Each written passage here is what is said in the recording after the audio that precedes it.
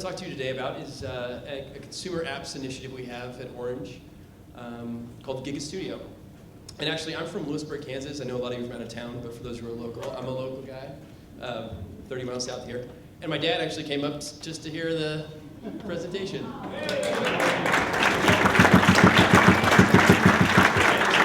He's a former Speaker of the House in Kansas, so we'll get his political blowback after the president. So Orange is a telecom and provides enterprise business services, enterprise IT services. We have 240 million customers in 30 countries around the world. No telecom stuff in the US, so we're kind of neutral party here. And we have an office in San Francisco called Orange Silicon Valley, which is where I work. It's an innovation and R&D lab, about 50 people. About 80% of the patents for the company have come out of our office over the years, but we've more recently transitioned to kind of partnering with innovation firms in the Silicon Valley ecosystem. So we explore Orange's changing role in this digital economy, engage with a bunch of partners in Silicon Valley and back in, particularly in France, but other partners for Orange. And develop proof of concepts, new technologies, prototypes of things that we might want to sell down the road. So we are here because we are kind of the premium provider of fiber in Europe. We have 5 markets with 500,000 customers right now. It's growing 75% a year, and we're actually going to, maybe even more this year. We're hoping to get 1 million by the end of the year. We want to know what are the gigabit applications and services that we can sell. So we created an initiative called Orange Gigabit Studio. It's a number of things. It's an actual physical lab you can come to as a startup or tech company in San Francisco, or any companies in your cities could come and try out, experiment, play with the gig for free. The IP is all yours. There's no strings attached. We have a number of engineers and analysts in the office. We also have an accelerator program that we tie into. We have a little bit of venture capital. It's kind of a Series B, a little later stage, but a number of resources. And so why do this? Well, Silicon Valley is a leading hub of innovation. Obviously, everyone talks about it, but I think 40% of the billion-dollar software companies since 2003 have come out of Silicon Valley worldwide. So it is a hot spot for this kind of stuff. Clearly, I think everyone here believes ultra-fast broadband is taking off, and we're doing it partly because we need to differentiate our fiber offering. It's a very competitive market in France. Believe it or not, the regulation has led to a very, very competitive market. We actually offer 500 meg service, triple play, so TV and voice for $39.99 a month after promotion. That's after it's kicked off. So it's a very different place than here. And so our goal is to bring gigabit applications and services to our customers. Right now, you see a lot of it's kind of better television experience, and better internet is really like the main kind of uses of fiber, but we want to push beyond that. So here are a few features of fiber. I think we know this. It's high bandwidth, very low latency, probably maybe more important than bandwidth. Symmetrical up and download, very high quality service. And these are some areas that we care about, and there are more, but the home, connected homes, smart homes, fun and entertainment. What can we do with these things that are actually fun? Gaming is a very obvious example. A lot of work-related things. I think this will change the way we work as well as the way we live. And education and healthcare. These are hugely important areas that are going to be dramatically affected by these things. We had a panel, and the chief medical officer for Doctors on Demand was there, and they use video chat right now, but it's not. They could do so much more, I guess, once they have these networks to their patients. So here are a few 8 example, 4 here and 4 on the next slide. 8 example gigabit apps and services that we work with now that are kind of Gigabit Studio partners. Software Lending Library might be the least partner, but as far as what we've done, that's very much here in Kansas City. But we're working with NVIDIA on an app called NVIDIA Grid.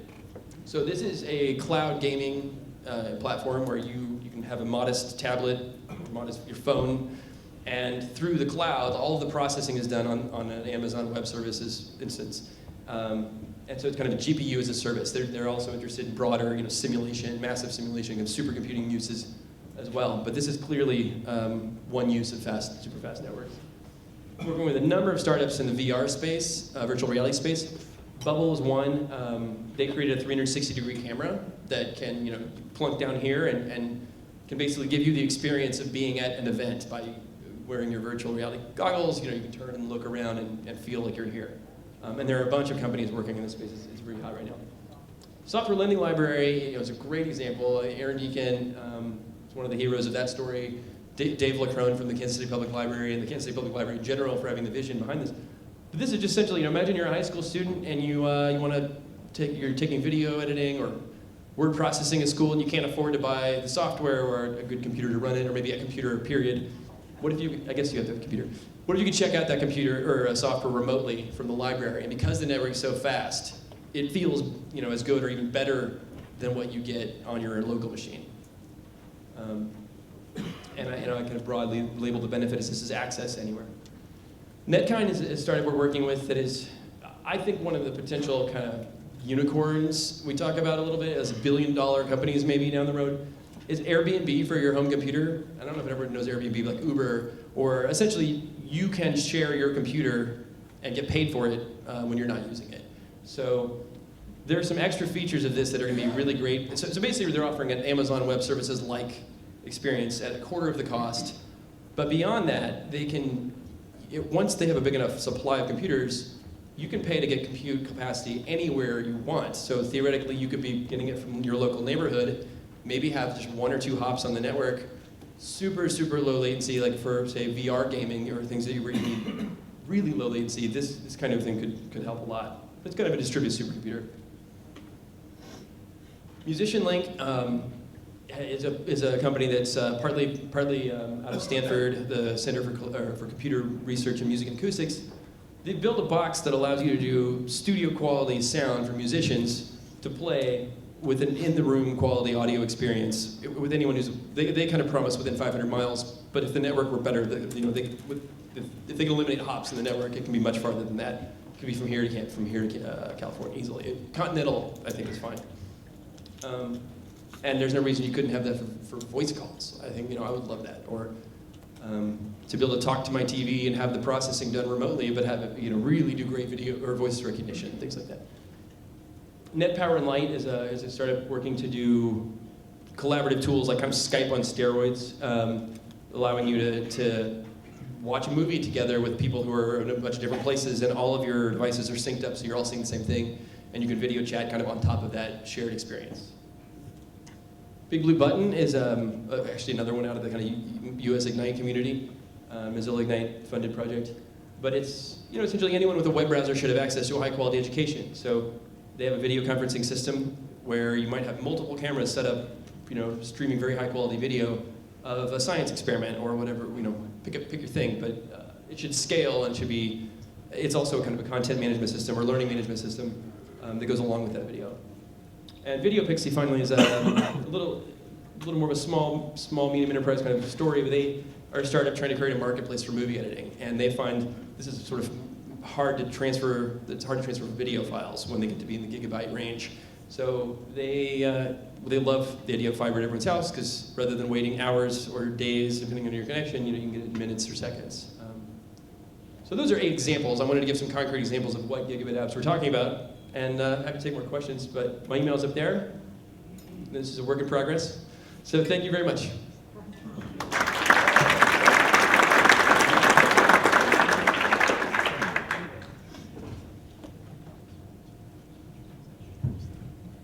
Thank you, Will. We've kind of gotten to see what's going on in the gigabit application world today and the short term of development. Now let's kind of pull back the curtains and listen to Glenn Ricart from US Ignite.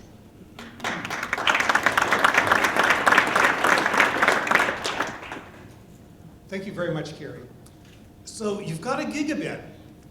What can we do with it? Watch 5 movies at the same time? That's a lot of the ads that are playing for people who have that kind of capability. But is that really what's going to make a difference in your community? I think it's only one of the things that will make a difference in your community. At US Ignite, we're really working hard on being able to help you take advantage of that gigabit. And this is, you heard from Bill Wallace this morning. At the center of that circle, it says Next Gen Apps. And that's because we're after the applications that you folks can uniquely run or will be able to uniquely run once you have gigabit. Things that the cities who don't have gigabit won't be able to run. Your competitive advantage. So US Ignite is focused around these kinds of applications. And of course, Will had the same thing. He was showing you that footprint in Europe as being, we have a lot of fiber in Europe, we'd like to take advantage of it too. They'd like to have a competitive advantage. By the way, we both have orange cards. I noticed that. We want to make sure that that's happening too. So here's the way that the city infrastructure tends to be organized today. I can do this. So, oh, I didn't have a pointer, great. So you have a home or a business or a community anchor, and you now have some last mile fiber, cable, or wireless. There's an ISP, and then to do anything, there's a cloud far away, right? Represented by here only 6 of these little blue things, but there's typically, those of you who are technical, a dozen or even 2 dozen of these things. And it means that within that kind of yellow circle on the right, you can get a gigabit. It's very inexpensive. However, once you go out on these little blue circles to the cloud data center far, far away, if you do get a gigabit, it's expensive to get because of what you have to pay to the upstream providers. And you also have lost the latency advantage of operating within your home territory. So in order to have true gigabit apps that are going to be very responsive, the key thing that we think you need to do is to put in a brain in your smart city. Servers here in your smart city, so not everything has to go to that distant cloud. So what we like to see in US Ignite is a smart city infrastructure. That smart city infrastructure allows you to run these differentiated applications locally in your city. That way you've got a data center in your city, you've got somebody else who's providing that service, maybe it's being done by the carrier, maybe your municipal carrier, maybe your commercial carrier. That smart city brain, because it's closer, can be more responsive, lower latency, gets abundant free bandwidth downstream to the users. And I call this a locavore infrastructure. Those of you who eat foods locally, well, I think of you as consuming cycles locally of having a locavore infrastructure, of operating within that yellow circle. If you're operating within that yellow circle, you do not have big upstream payments to be able to get things to remote cloud data centers. And even if you were paying those big payments, you are not going to get the same low latency, very responsive, you can make it happen right now kinds of applications that are possible if you keep it local. So Bill showed you just briefly this chart. Now at the bottom of the chart, you can see kilobytes, megabytes, gigabytes, terabytes, petabytes. This is more data as you go to the right. And up the left-hand side, you can see how long you have to send that much data. Now, if you've got a week to send data, you can go and send megabytes or even maybe a gigabyte of data. That's commercially available. Therefore, by definition, uninteresting to US Ignite. If you can go do it now, please go do it now. We encourage you to. Good idea, please, we love it. But what we're trying to do is say, what can you do with a gigabit that you couldn't otherwise do? So a gigabit is this dotted line here and shows you how much data you can send in how much time, because a gigabit is a billion bits per second. So how much data can you move in how much time? So we're interested in this band here between the 10 megabit or 20 megabit or 50 megabit, whatever is your current commercial capability, and what you'd be able to do with a gigabit, and maybe even a little bit beyond. And so oops, let me come back. Wrong button. Wrong button. And what you're able to do even a little bit beyond 1 gigabit. So each here you can see a US Ignite application in this orange area. This is the US Ignite area. Also here at the bottom, you can see that there are some things here that go above, just above half a second and below. Those are the ones that have too long a response time to the distant data center. Applications you can run not because they have so much data, but because you can get to it so much more quickly. And let me tell you a secret if you didn't already know it. If you get a gigabit in your city versus what you have now, you can go from where you are now and go to the right on this chart. You can do more data in the same amount of time, right? More data in the same amount of time, you believe that part. But you can also do the same amount of data in less time. You can go and say, I've got this much data, but I'm going to go and do that in much less time. So you get to have a much more responsive application. So here you can see some things. Flood Cube goes and takes a look at flood data and presents it to you, doing live radiology. 4K video, uncompressed especially. This is some radars, Sim Center in Chattanooga. Sizzle is out of MX Design in San Francisco. So these are the kinds of applications that we're really interested in. And by the way, if anyone knows how to get into the Terra Incognita over here on the right, would love to talk to you, because that's probably what comes after US Ignite. That's probably the next thing, is we move that line further to the right and discover even more applications that we could run. So typical app characteristics: big data to the end user or the anchor institution, be able to fly through data, visual exploration, virtual reality, augmented reality, especially for education. You know, kids today have really short attention spans, right? Unless they're playing a video game. Have you noticed? Can we use that video game attention span to go and have them do learning games? Can we make that happen? Real-time, apparently instantaneous stuff, very low latency, things that are very reliable, cyber-physical interactions, interacting with sensors. We had a really good talk this morning from Jonathan from Big Bang on how many more sensors and devices there are than people. I think those are going to be very important, and many of them need very rapid response, especially if it's something medical that you might have to then go to the hospital for, but you might be able to do home dialysis if you can go and have very responsive changes to sensors that are on that dialysis machine. Things that are very collaborative. If you want some really smart people from Florida being able to work with some very smart people from Burlington, Vermont, you know, can you do that in such a way that you're not waiting for each other like you do in today's video conferencing? If you go to the us-ignite.org website, we have this collaborative community exchange. You can scroll through and see about 60 of these applications I've just been talking about. I encourage you to do that. We're also working with the National Institute of Standards and Technology on something called the Global City Teams Challenge. The Global City Teams Challenge is about making a smarter city by utilizing sensors, actuators, helping to control traffic, doing things which is smart medicine. You can get information on the Global City Team Challenge, again, at us-ignite.org. You'll find a link there to that.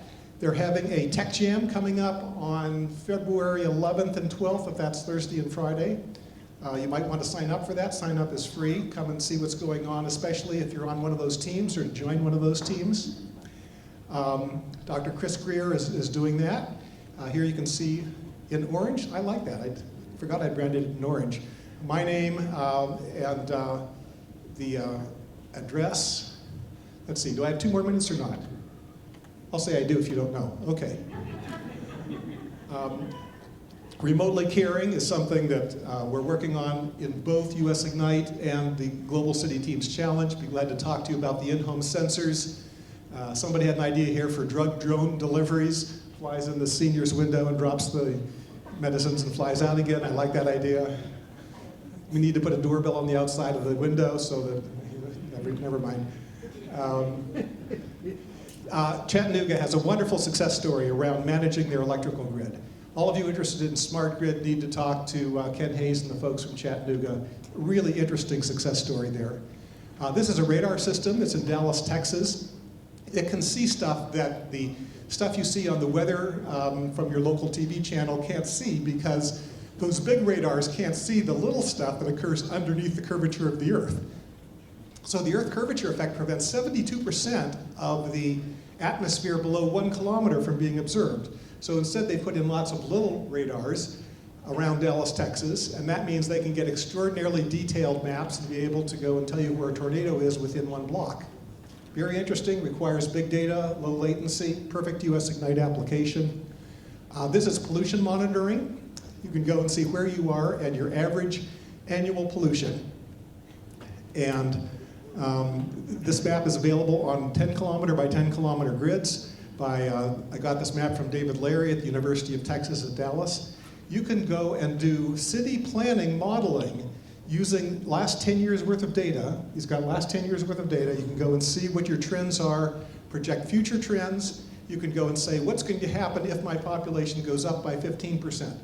And he can go and show you what the pollution's likely to be unless you can change things. And then you can change things like, I'm going to put fewer vehicles on the road, I'm going to have fewer point sourcers, whatever your answer is, and actually model that. It's a great US Ignite application. There's a 40 terabyte database underneath this. That's too big to fit in your PC, believe me. So what we do is we pull the parts of that database that you need in real time over a gigabit link so that you can go and do this modeling.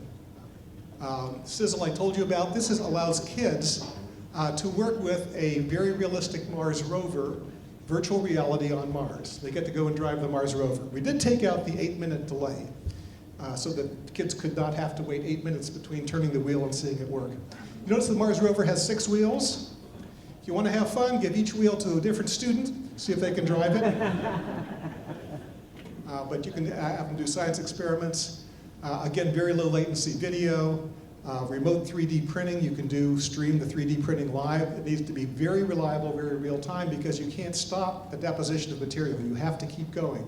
So we need something more reliable than today's internet to go do that. Remote radiology. We have in Chattanooga a radiologist who doesn't have to come in. When they wake him up at night, he doesn't have to drive into the hospital. He can go and look at that 6.4 gigabit DICOM file remotely. And the public apps library, you already heard Will talk about, collaborative design, remote surgical coaching, virtual supercomputer. Actually, Will mentioned that was one of his as well. Sim Center will simulate what your response should be to a kind of emergency. And on the US Ignite website, you can find links to find out more about all of those. Thank you very much.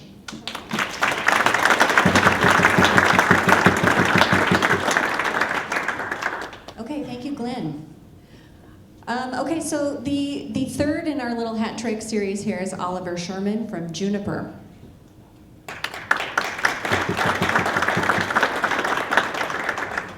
Thank you. And good afternoon. So I didn't bring any slides, but my name is Oliver Schuermann. I'm with Juniper Networks. I've been with Juniper for about 12 years now, and I was the 9th enterprise security engineer on the East Coast. I have a technical background. I'm a technical business development director for the government, education, and medical practice. The reason I say technical business development director is because TBD looks funny on an org chart. The reason I bring up my history is I've been with Juniper for a long time, and I've seen a lot of changes in both the company and the industry. When Juniper started out in 1996, we set out to solve the hard problems. How do carriers move packets as quickly in routers as they do switches? As we all, some of the technical folks in the room know the challenges of layer 2. So we started off solving the hard problems. Since then, we're in every one of the large carriers on the planet. We run all the content providers. So when you talk about gigabit connectivity, when you talk about everything else, the applications behind it, how do you connect all that? And furthermore, from a complexity perspective, we create exponential challenges in operational complexity in a market where we're looking for more efficiency. And oh, by the way, the more complex something is, the less secure it is. And we know all this stuff about security. It's been going around for a long time. So it brings some interesting paradigms. If you look at the markets and how we've changed, one of the biggest changes at Juniper we've done is we're looking at where does technology make a difference to a business? If you look at a content provider like Facebook, obviously technology is their business. But if you look at government, education, and medical, there's a lot of things there where technology is that business. Government's very obvious. I mean, you guys are seeing the economic impact and things that you guys are talking about on the application. Medical, certainly getting that geographically challenged need of medical or treatment to somebody that through sensors and things that the gentleman here talked about as well is extremely important. But then how do you bring the connectivity and how do you ensure that we're secure? Education, which is one of my biggest passions, is really a cool place to play if you look at not only bring your own device, which we've talked about ad nauseum as an industry, but also all the sensors and things that are coming in. They create not only a need for bandwidth, they create a need for more security. One of the other things I do is kind of a hobby. If you heard of this software-defined networking thing, we're looking at a lot of things in the automation space. And when you say software-defined networking, me being technical, I'll start off with it's a lot of marketing stuff that goes behind it because we've been trying to do the same things for a long time. But if you look at the world of automation, meaning how do I make things more efficient? How do I get bare metal out somewhere in a remote area without having to send a highly skilled technician? Or how do I make add moves and changes and make audits to my network to ensure that there are security things in place? Human error is the greatest cause of downtime and is the greatest cause of insecurity within the network. And then how do I move to this big brain thing to where I have this automation, or I have this automated application delivery to where I have self-service users?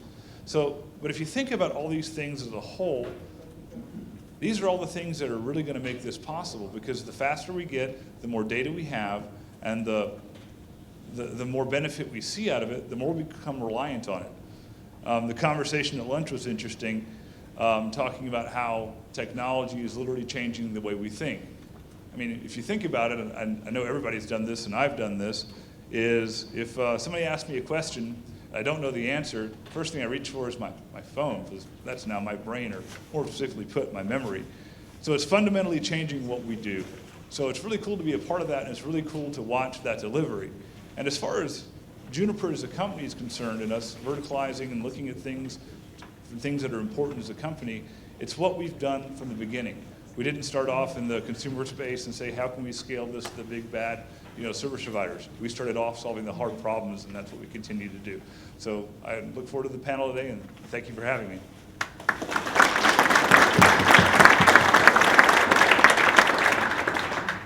All right, gentlemen, you want to come have a seat at the table? And we'll get this party started.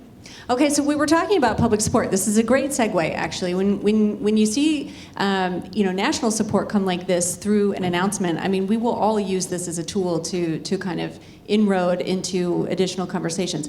But how do we really build galvanizing support in communities? Who are the stakeholders and the folks that have agency to really drive exploration and development? And I would love to hear from all of you. So we'll start with you, Glenn. Well, sure. I think it takes a real team to foster development in the city. I think we need our educational institutions, the academics, the students who don't yet know what they can't do, who are going to be just great at taking some of these new technologies and make them happen. Take advantage of Code for America, take advantage of your Google developer group, your Apple developer group. The people who are working for some of your biggest corporations who may have some very talented skills and would like to apply them on weekends.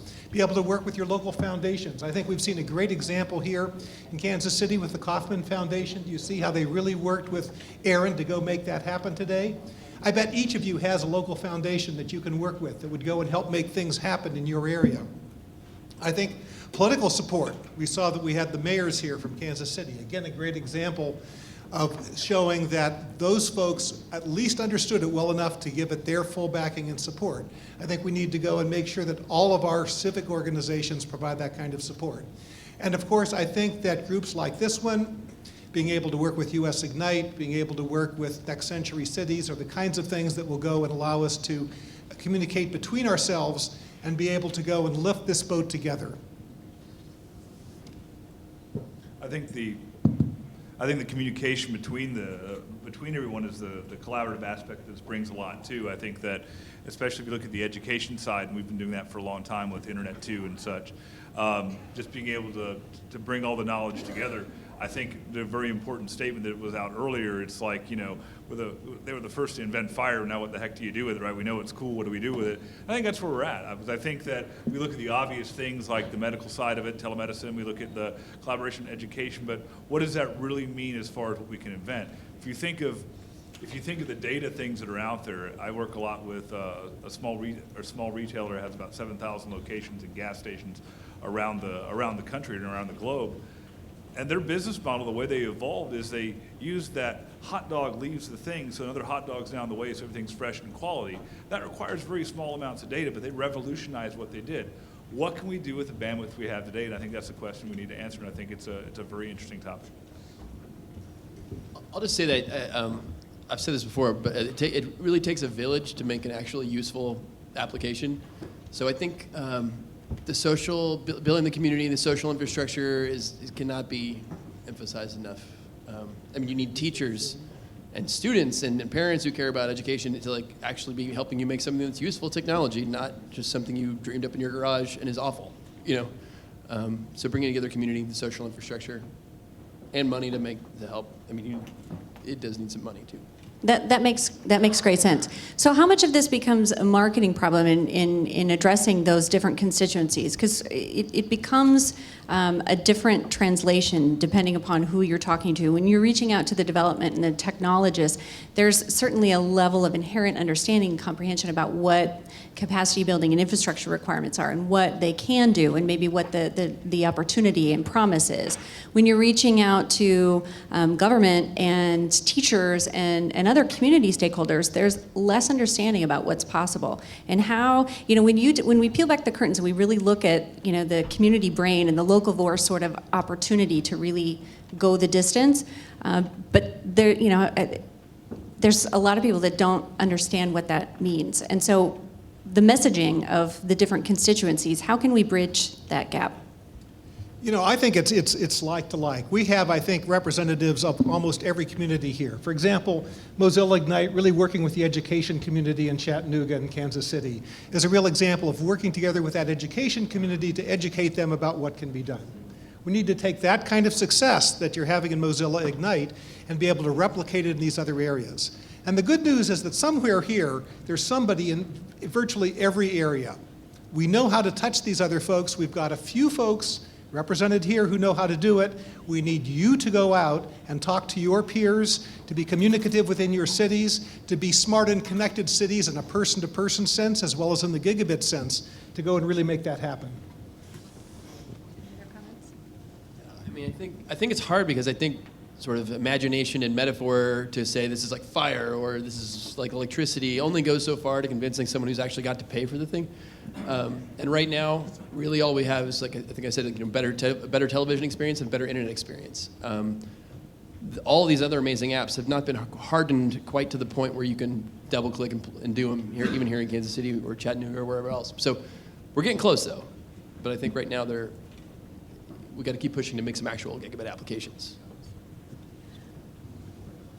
I think it's very well highlighted. I think it's a chicken before the egg problem, right? I mean, you got to figure out, okay, what's the greatest application? But I think for a large part, what we do have is a lot of underserved markets that don't have choices, that don't have, I think a lot of us that live in highly connected cities take this stuff for granted when the days of, I remember, I've been in sales for a long time, but I remember driving around and war driving, 10, 15 years ago, trying to find internet connectivity. Now we expect it everywhere. That's taken for granted in some areas, and some folks don't have it at all. And I think those will be the ones that will benefit and gravitate towards that first, rather than some of the other infrastructure where we have a lot of the monopoly problem and all that. So development of those applications will be key in showing some of the benefits, but I think right now, just the basic internet experience is pretty obvious to a lot of those folks at the application. Okay, well, since the superstar of the day, the President Obama, stole some of our time, I'm cognizant of our time, and since we're lighting a fire, are there any burning questions from the audience that you would like to pose to the panel? And if you would like to do so, are there mics up there, or you want to just yell? Okay. Any questions? Seriously? Okay, I have more questions.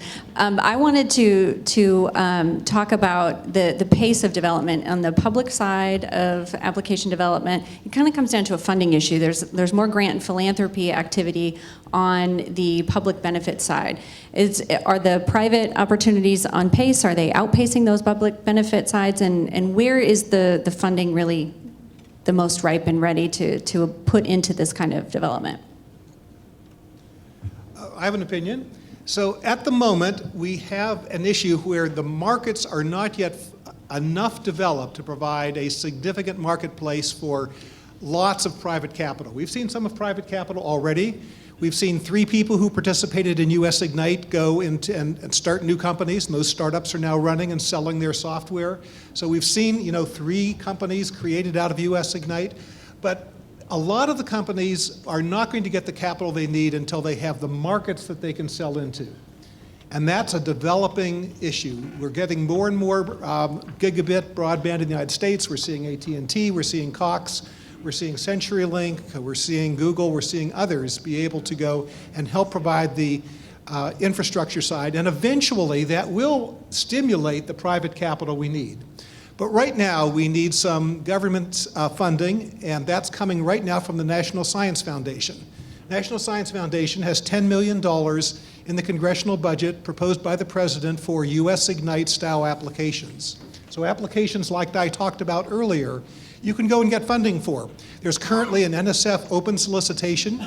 It's due in only a week. I don't know if you can turn it around that quickly, but if you can get a proposal together in a week and get it submitted by the 21st of January, there is $10 million there for applications and for sustainable ecosystems.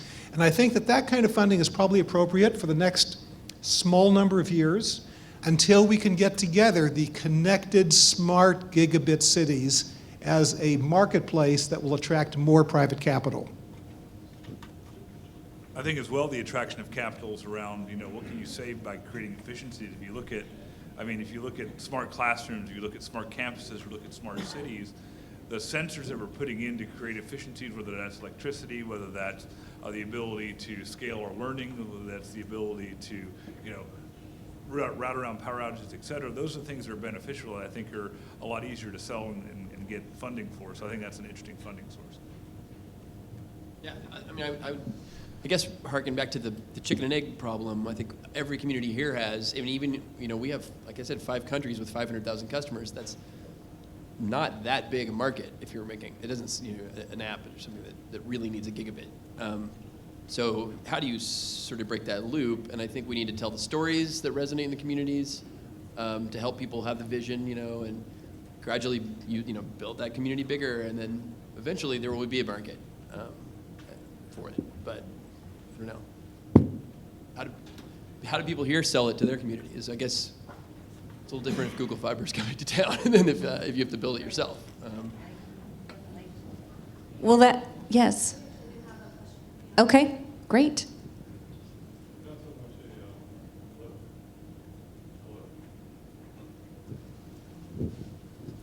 Hello, that's much better. Yes, my name is Dave Sandel. I am the program manager for the Loop Media Hub in St. Louis, the first gigabit main street in America.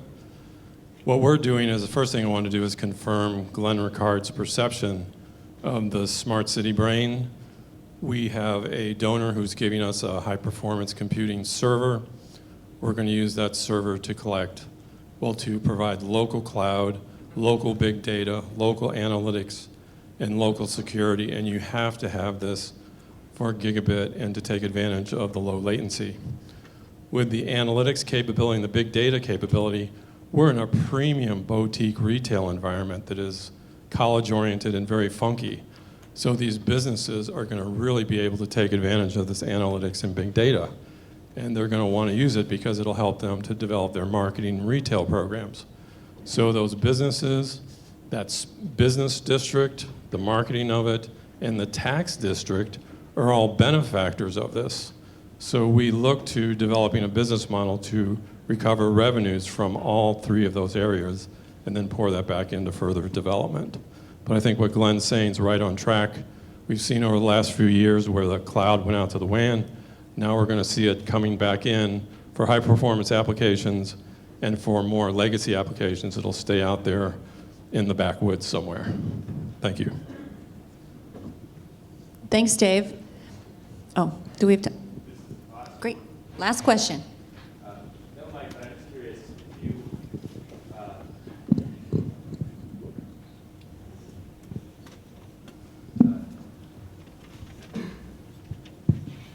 I was just curious if you were to fast forward 12 months from now, and let's say that some of the companies that have either announced and now hit pause or will announce cities, and you have your first customers online, and you have more cities that have gig networks. What would each of you want to do in that situation where we now have more cities and you now have a market that's more primed for scalable apps? What would each of you, within your own respective kind of where you're coming from, what would you want to do at that point? Some of you mentioned mobilizing capital. Is that the role that you see for yourselves? Some of you have mentioned also just this scaling out of apps. Is that part of the role that you see for yourselves? And then what advice do you have then to the cities now looking at this more mature marketplace? Well, I'd like to see US Ignite be viewed as the Gigabit App Store. As you can already know, on our website, we've got lots of descriptions. You can put up your own for your own applications. But I'd like to see it become the go-to place. I'd eventually like to see it does not do this today, be able to click on that app and it deploys to the smart brain in your smart gigabit city and begins running for you, and people can make money by doing that. And I'd like to see this transition to private sector funding. And I think that we're on a track that can happen, probably not in 12 months. I think in 12 months we'll probably be a little bit down the road, but we'll still be primarily where we are today. But I think within 4 or 5 years, that's the model we'd like to see, because we want to see economic development in our communities. Let me repeat that. We want to see economic development in our communities. I think one of the biggest things on that note is I think that a lot of folks think that there's a lot of this is, it's hard, but it's not, that it's unscalable, that you can't build it. Really, with some of the practice that we have, when you look at software networking, everything working together at this point, I think the delivery of those applications are not as complex as we foresee. What I'd like to do is be able to build those and then create and replicate examples and then advertise those out, because that way other cities see that it's possible. I think that helps drive the prime market. So I think delivering that and making it less complex, taking the mystery out of delivering that.